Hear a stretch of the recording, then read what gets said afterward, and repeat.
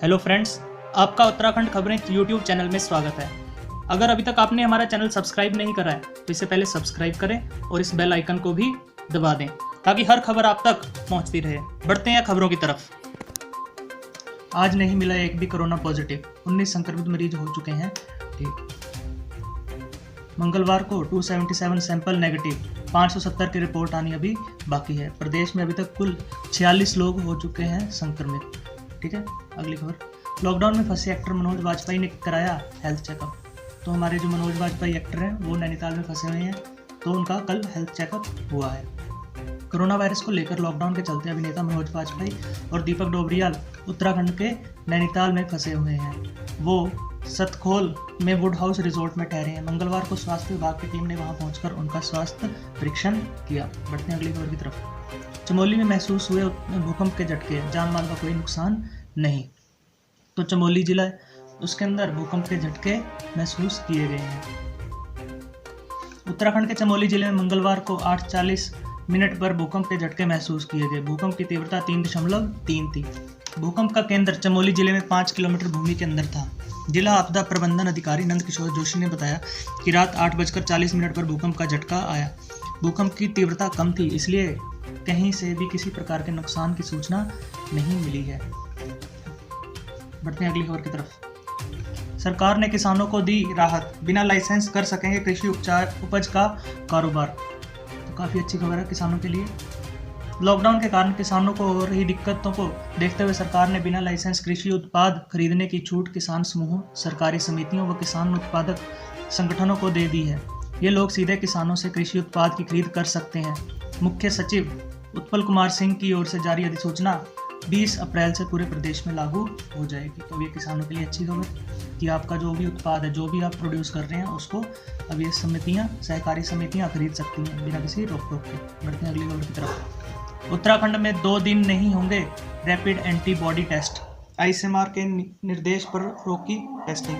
तो आपको हमने थोड़े दिन पहले खबर दी थी कि हमारे प्रदेश के अंदर रैपिड टाइपिंग टेस्ट होंगे, पर अब ये रैपिड एंटीबॉडी टेस्ट के ऊपर 2 दिन के लिए रोक लगा दी गई है। क्यों लगाई गई है? क्योंकि काफ़ी जगह से शिकायतें आ रही हैं कि इनके अंदर गलती हो पा रही है, मतलब ये किट्स सही नहीं है। इसी खबर को आगे बढ़ते हैं। उत्तराखंड में कोरोना संक्रमण की जांच के लिए 2 दिन तक रैपिड एंटीबॉडी टेस्ट नहीं होंगे। भारतीय चिकित्सा अनुसंधान परिषद आईसीएमआर ने नई रैपिड किट से टेस्टिंग पर रोक लगा दी है। प्रदेश के देहरादून, नैनीताल, हरिद्वार और उधम सिंह नगर जिले के हॉटस्पॉट क्षेत्रों में टेस्टिंग की प्रक्रिया शुरू की गई थी। अपर सचिव स्वास्थ्य युगल किशोर पंत ने बताया कि केंद्र ने प्रदेश को 5000 रैपिड एंटीबॉडी किट मिली थी, जिसके बाद कोरोना प्रभावित क्षेत्रों को किट भेज दी गई है। आईसीएमआर की अनुमति मिलने के बाद ही फिर से रैपिड टेस्ट शुरू किए जाएंगे। बढ़ते हैं अगली खबर की तरफ। सरकार पर हाईकोर्ट सख्त, कहा 7 दिन के अंदर अस्पतालों में लगाएं वेंटिलेटर और आईसीयू। तो ये सरकार को एक तरह से चेतावनी दी गई है हाईकोर्ट की तरफ से कि आप 7 दिन के अंदर अस्पतालों में वेंटिलेटर और आईसीयू लगाएं। उत्तराखंड हाईकोर्ट में आज कोरोना से निपटने के लिए डॉक्टर, पैरामेडिकल स्टाफ की सुरक्षा और अस्पताल में आवश्यक वस्तुओं की कमी को लेकर दायर जनहित याचिका पर सुनवाई हुई। इसके बाद हाईकोर्ट ने सरकार को कोविड-19 घोषित प्रभावित क्षेत्र के जिला अस्पतालों समेत 15 अधिकृत अस्पतालों में 7 दिन के भीतर वेंटिलेटर और आईसीयू लगाने का आदेश दिया है। कोर्ट ने कहा कि सरकार को इससे अधिक समय नहीं दिया जा सकता। अगर इसमें कोई दिक्कत है तो सरकार के लिए कोर्ट के दरवाजे खुले हैं। बढ़ते हैं अगली खबर की तरफ। प्राइवेट स्कूलों की फीस माफ़ करने के लिए नहीं कहेगी सरकार, शिक्षा मंत्री अरविंद पांडे। तो पहले काफ़ी अफवाहें उड़ रही थी कि प्राइवेट स्कूलों की फीस भी माफ़ हो जाएगी, पर हमारे शिक्षा मंत्री अरविंद पांडे जी ने ये साफ कर दिया कि ये नहीं होगा। प्रदेश सरकार राज्य के प्राइवेट स्कूलों की फीस माफ़ करने के लिए नहीं कहेगी। सरकार की फीस माफ़ करवाने की कोई योजना भी नहीं है। इसके बजाय जो अभिभावक सक्षम हैं उन्हें स्कूल की फीस जमा करवानी चाहिए। स्कूल स्टाफ और शिक्षकों को परिवार के बारे में भी सोचना होगा, जो इस फीस के मिलने वाली तनख्वाह पर जीते हैं। तो ये अभिभावकों, पेरेंट्स को भी सोचना चाहिए कि जो आप फीस जमा करवाएंगे उसी से टीचर्स का घर चलेगा। बढ़ते हैं अगली खबर की तरफ।